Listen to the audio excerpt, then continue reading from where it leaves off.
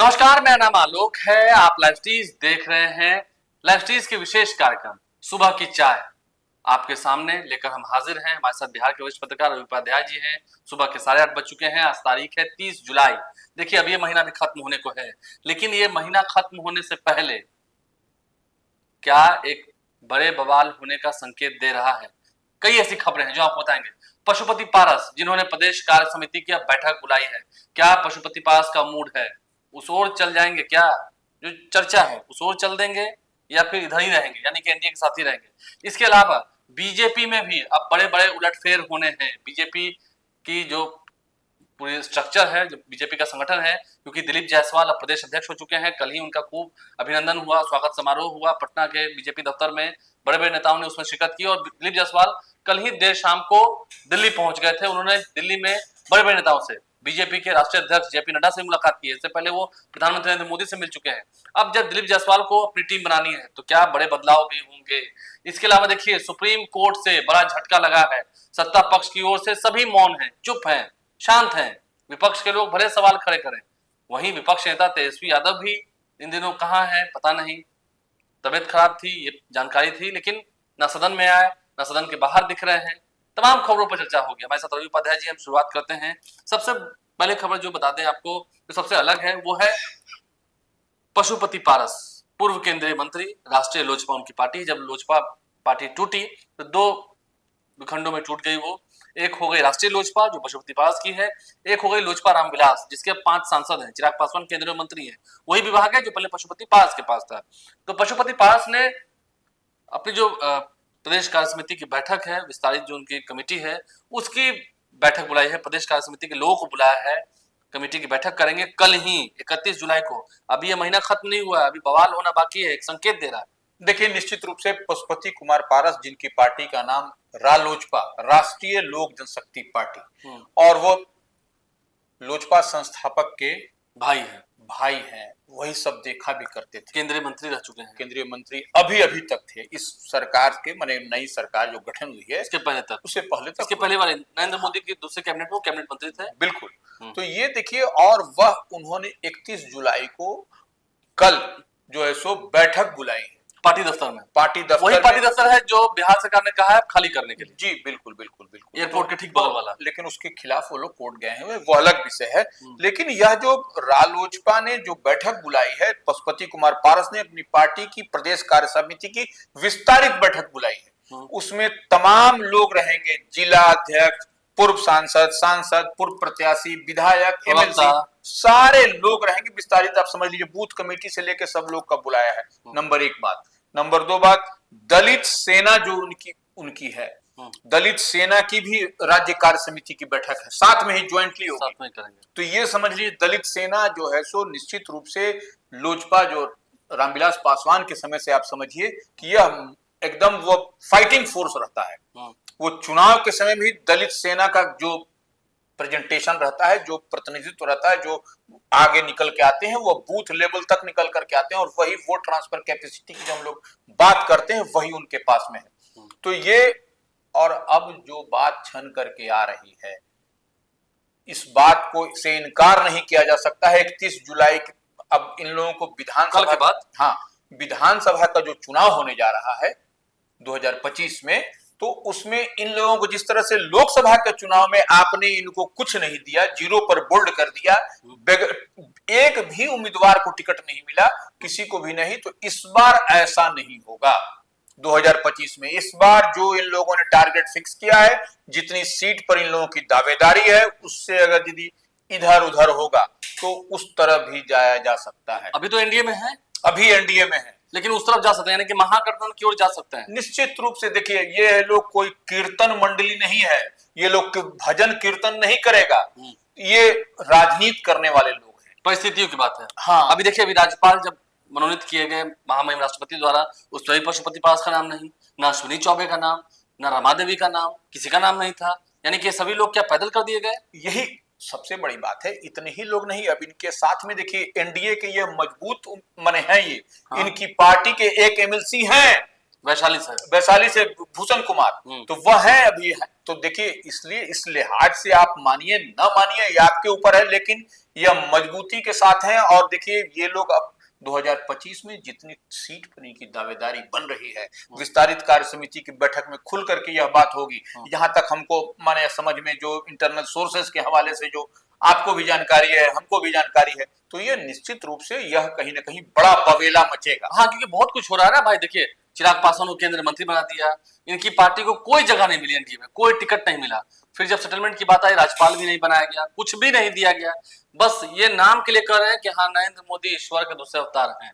अब तो लगता है ये भी कहना बंद। देखिए, तो ये भी नहीं कहेंगे। देखिए, अगर परिस्थितियां होती हैं, परिस्थितियां वैसी आएंगी तो उधर महागठबंधन क्यों जाएंगे? निश्चित रूप से जाएंगे। और यह सब दिखाई पड़ रहा, अगर यदि समय रहते एनडीए ब्लॉक अगर बिहार में नहीं अगर सचेत हुआ, तो यह निश्चित रूप से जो समीकरण है वह समीकरण फिर उल्टा होता हुआ क्यों जाएंगे? हाँ, निश्चित रूप से। लेकिन आपको लगता है कि चिराग पासवान होते हुए, चिराग पासवान मजबूत स्तंभ है, उन्हें वोट मिला, 5वां सांसद जीत गया है, चिराग पासवान के होते हुए क्या पशुपति पास को सच में जगह मिल पाएगी? ये लगता है ऐसा? देखिए, ये निश्चित रूप से भारतीय जनता पार्टी जब छोटे छोटे कुनबे को समेट रही है, उपेंद्र कुशवाहा को विधानसभा भेज दिया। बिल्कुल वही हम कह रहे हैं, जब छोटे छोटे कुनबे को समेट करके बिहार में एनडीए को मजबूत करने की कवायद में है, वैसे में हमको नहीं लगता है कोई एनडीए बिहार में कोई भूल करेगी कि पशुपति कुमार पारस की पार्टी जो सिलाई मशीन छाप है, राष्ट्रीय लोजपा जिसका नाम है, उसको छोड़ने वाली है। और कैसे 5 सांसद लेकर जब गए थे लोकसभा के अध्यक्ष, तो ओम बिरला ही उस वक्त मान्यता दी थी अलग। बिल्कुल, इन्हें तो केंद्रीय मंत्री बनाया गया था। निश्चित रूप से हमारी जहां तक समझ है, जहां तक हम देख और समझ पा रहे हैं,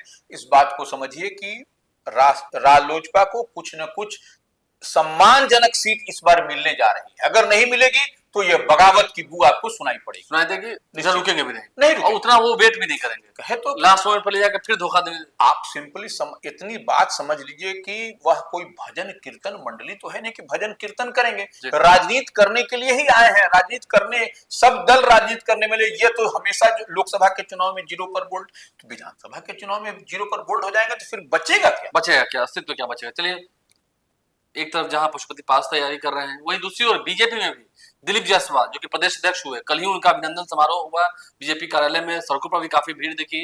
अब वो दिल्ली पहुंच गए कल देर शाम को ही, और जेपी नड्डा से मुलाकात हुई है। इससे पहले वो नरेंद्र मोदी और राजनाथ सिंह से मिल चुके हैं, अमित शाह से मुलाकात होगी, होनी है या हो रही होगी इस वक्त, जो कह ले, जैसा समय मिला होगा उन्हें। तो बीजेपी में ये भी खबर निकल के आ रही है कि बड़े बड़े बदलाव होंगे संगठन में। देखिए, निश्चित रूप से दिलीप जायसवाल को जब कांधे पर जिम्मेवारी मिली है, अभी मंत्री भी है बिहार सरकार में। हाँ, वही कह रहे हैं। तो जब कांधे पर बड़ी जिम्मेवारी मिली है, तो उनको किस लिए जिम्मेवारी मिली है कि 2025 के चुनाव में मैक्सिमम स्ट्राइक रेट रखना है एनडीए को, भारतीय जनता पार्टी को। और ऐसे में जब ये रखना है, तो उनकी क्या जिम्मेवारी यही हो सकती है, यही होगी कि आप बेहतर परफॉर्म करिए चुनाव में 2025 के। तो ये निश्चित रूप से वो अपनी नई टीम बनाएंगे। तो नई टीम बनाने के लिए उनको हरी झंडी भी मिल गई है केंद्रीय नेतृत्व से, आला कमान से। तो अब जेपी नड्डा से उनकी मुलाकात ही हो गई, अब अमित शाह से भी हो गई, राजनाथ सिंह से पहले ही प्रधानमंत्री से हो चुकी है, प्रधानमंत्री। तो अब वो ये तो लेकिन प्रोटोकॉल होता है कि हाँ, जब अध्यक्ष पद मिलता है वो अपनी जिम्मेदारी संभालते हैं, उसके बाद फिर वो सभी नेताओं से, बड़े बड़े नेताओं से मिलते हैं, तो प्रोटोकॉल है। लेकिन संगठन में बदलाव के संकेत तो हैं, निश्चित रूप से, प्रदेश कार्य समिति हो या कोर कमेटी हो। देखिए, सब जगह बदलाव होगा। वो पदाधिकारी जो हम लोग तो सब कई दफा कह चुके हैं कि 65% जो है सो नए पदाधिकारी बनेंगे, और उसके बाद 35% पुराने को ही उसमें एड ऑन किया जाएगा, माने रखा जाएगा। यही क्राइटेरिया अब तक होता रहा है। लेकिन यह दिलीप जायसवाल देखिए सीमांचल से आते हैं, तो इनकी सोच, इनकी विचारधारा भी कुछ अलग है, इसीलिए इनको इस बार बनाया भी गया। यह देखिए एक टेस्टिंग और ट्रायल पीरियड भी इनका होगा कि इस बार के विधानसभा चुनाव में 2025 में सीमांचल में क्या करते हैं, क्या ये करने जा रहे हैं। सीमांचल के आदमी को, सीमांचल के नेता को एक बड़ी जिम्मेवारी प्रदेश अध्यक्ष का देना भी कहीं न कहीं यह है, बताता है कि कुछ है भारतीय जनता पार्टी के अंदर, खाने में कुछ चल रहा है, और कुछ बदलाव तो होंगे, निश्चित रूप से बदलाव। क्योंकि देखिए, और हम कोर कमेटी की बात करें तो वो भी जब सम्राट चौधरी अध्यक्ष बने, बीजेपी के अध्यक्ष बने, तो उसमें कोई फेरबदल नहीं हुआ। बिल्कुल वही था जो पहले संजय जायसवाल के टर्म में था। बिल्कुल कैसा ऐसा प्रदेश अध्यक्ष हुए। लेकिन अब जब मिशन है 2025 का, वैश्य समाज पर ध्यान दिया गया है, अति पिछड़ों पर ध्यान दिया गया है, ताकि ये छिटके ना, तो ये एक बड़ी जिम्मेदारी होगी दिलीप जायसवाल के कंधों पर। निश्चित रूप से वह एक जिम्मेवारी होगी। और देखिए, संगठन इनको बराबर इस्तेमाल करता रहा है, ये मेघालय के भी प्रभारी रहे, जी तो यह कहीं ना कहीं इनको, यह संगठन इनको जानता है, टेस्टेड और ट्रस्टेड आदमी भी है, और ये हमेशा कुछ न कुछ बेहतर करते हैं। सीमांचल में लोकप्रिय है। हाँ, तो वही कारण, तभी तो लगातार सीमांचल में कमल खिलाना, लगातार कमल खिलाते रहना, यह बड़ी बात है। जहां पर मुस्लिमों की भी आबादी है। अगर हम इस बार कटिहार को छोड़ दें बिल्कुल, तो बाकी उधर तो फिर हुआ ही है। पूर्णिया में तो खैर पप्पू यादव जीत गए थे, तो ये एक अलग बात है। लेकिन दिलीप जायसवाल तो बड़े बड़े बदलाव करेंगे, लेकिन बिहार सरकार पर जाते हैं। बिहार सरकार, नीतीश कुमार की सरकार को कल एक बड़ा झटका लगा सुप्रीम कोर्ट से। बिल्कुल, जो आरक्षण का दायरा बढ़ाया गया था, बिहार में कास्ट सर्वे हुआ, जाति आधारित गणना कराया गया, और 2023 में यानी पिछले साल ही इसका रिपोर्ट प्रकाशित कर दिया गया था। 2 अक्टूबर को गांधी जयंती के दिन, मुझे याद है, पटना के पुराने सचिवालय में इसका प्रेस कॉन्फ्रेंस करके विधिवत रूप से इसकी घोषणा की गई थी, रिपोर्ट प्रकाशित की गई थी, किस जाति के कितने लोग हैं। उसके बाद आरक्षण का दायरा बढ़ाया गया था। लेकिन अब इस आरक्षण के दायरे बढ़ाने को लेकर के जब सुप्रीम कोर्ट ने उनका फैसला रद्द कर दिया, ये आरक्षण का दायरा आप नहीं बढ़ा सकते हैं बिहार में, पटना हाईकोर्ट ने यह डिसीजन दिया, हाईकोर्ट ने यह फैसला सुनाया कि दायरा को, जो आरक्षण का दायरा बढ़ाया गया है, उसे रद्द करते हैं। फिर उसे चैलेंज करने के लिए सुप्रीम कोर्ट गए। सुप्रीम कोर्ट ने भी हाईकोर्ट के फैसले पर स्टे लगाने से इनकार कर दिया। अब अगली सुनवाई सितंबर महीने में होगी। तो यानी कि अभी सरकार लटक गई।